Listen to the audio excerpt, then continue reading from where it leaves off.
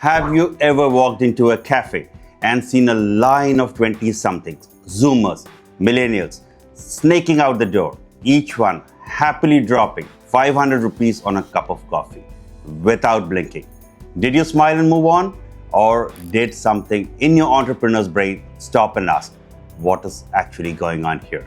Because behind that queue is a story that could make the right Indian entrepreneur genuinely wealthy over the next decade. Now, think about this. India is already one of the world's major coffee producers, but the average Indian still drinks only a tiny fraction of the coffee an average global consumer drinks. We grow coffee, we export coffee, the cafés are filling up, but as a country, we haven't even scratched the surface of what coffee could become. China went from being a hardcore tea nation to a coffee-obsessed market in barely a decade. India is 10 years behind that curve, and this time we have one big advantage. We are not just buyers, we are also growers. If you are an Indian entrepreneur, the coffee value chain from farm to cup to global brand is one of the most explosive, underused opportunities of the next 10 years. Let me show you exactly where the openings are. For decades, the story was simple. India is a tea country. Coffee lived mostly in the south, Karnataka, Kerala, Tamil Nadu, parts of Andhra and Telangana, while the rest of India ran on chai. Today, that picture is changing fast. Walk through the big cities and even tier 2 towns and you'll see it. Branded cafes, specialty roasters, cold brews in supermarket shelves, and young consumers treating coffee as a lifestyle, not just a drink. What's fascinating is the mismatch. On one side, India ranks among the top world coffee producing countries. On the other side, our per person coffee consumption is still a small fraction of what you see in established coffee markets. That gap between production and consumption is sheer upside. If even a slice of India shifts from occasional coffee to daily coffee, you are looking at hundreds of millions of new regular drinkers. And if this kind of thinking is useful to you, real trade intelligence, no fluff, hit subscribe. I bring this to you completely free every week.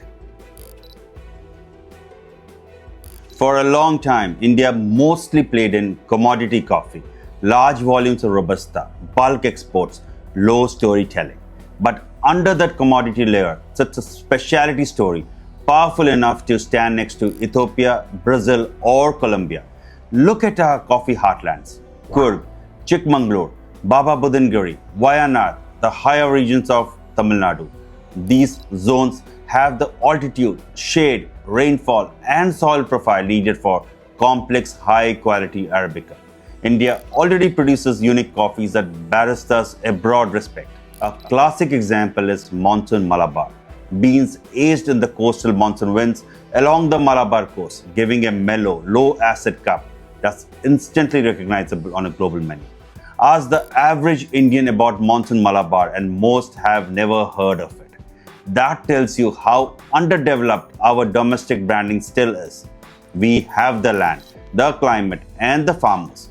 What we don't have enough of yet is storytelling, specialty positioning, and premium capture inside India. To understand what's coming, look at what already happened in China. 20 years ago, China was as tea dominant as it gets.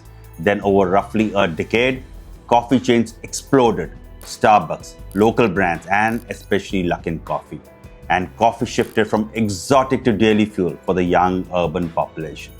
Luckin went from zero to tens of thousands of outlets in a few years, serving tens of millions of customers every month. That kind of scaling tells you how quickly a tea nation can flip into a coffee nation when income, aspiration, and urban lifestyles line up. Most analysts today will tell you India's coffee journey is about 10 years behind China's. We have a similar youth profile, rapid urbanization, rising disposable income, and one more thing China didn't start with at that scale. We already grow a lot of our own coffee. China had to import beans and build culture from scratch.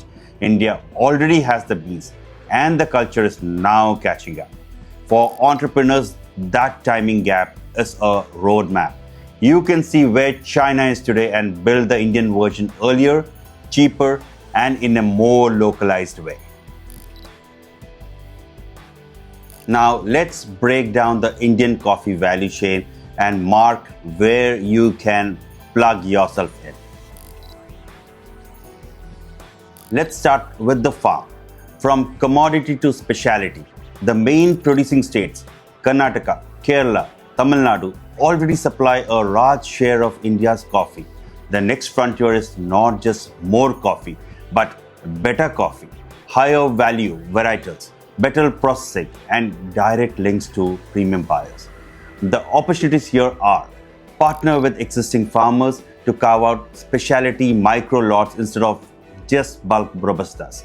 Introduce agri-tech, soil testing, shade management, post-harvest dyeing, controlled fermentation to raise cup quality and consistency. Build businesses around traceability and certifications that unlock higher prices with roasters and export buyers. If Ethiopia can build a brand on Yergachev and Colombia on single origin estates, Coorg and Chikmagalur can absolutely do the same with better digital storytelling. Once green coffee comes off the farm, the next value capture layer is roasting and branding. India still has a relatively small number of high-end specialty roasters compared to our population, cafe culture, and e-commerce reach. That's a gap you can step into. The opportunities are set up city-based micro roasteries that buy directly from farms and sell through your own D2C website, marketplaces, offers and co-working subscriptions, and white label deals with cafes. Build brands anchored in stories, single origin code, women-led estates, experimental fermentation series, or a modern monsoon Malabar line targeted at younger drinkers. Combine roastery and cafe into one experience, live roasting, tasting flights, brew method workshops, so customers don't just buy coffee, they learn coffee. As domestic consumption grows from a low base, branding and roasting will be where a lot of margin gets made. The out-of-home coffee segment, cafes, kiosks, co-work spaces, is growing even faster than the overall coffee market. We already see Starbucks, CCD, Blue Tokai type brands. But if you compare India's store density to more mature coffee markets, we are still early. Here are the opportunities.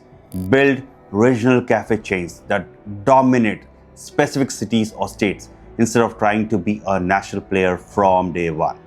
Launch third wave concept cafes that focus on origin, brewing style, and education, turning just coffee into coffee plus learning plus community. Experiment with compact formats, college kiosks, office park, espresso bars, highway drive-thrus, and plug-and-play counters in transit hubs. Because rentals and wages are still comparatively lower than in Western countries, a well-designed cafe model in India can reach payback faster if you get product, pricing, and location right. As Indian consumers get more educated, they will ask two questions. How does Indian coffee compare to African or Latin American coffee? And how can I brew this properly? That opens three more lanes. First, trade. Import select coffees from Africa and Latin America for comparison and export curated Indian coffees to Europe, North America, and East Asia. Second, equipment and tech. Design India-friendly espresso machines, grinders, brewers, and cafe POS systems. Build subscription and loyalty apps for chains. Third, education.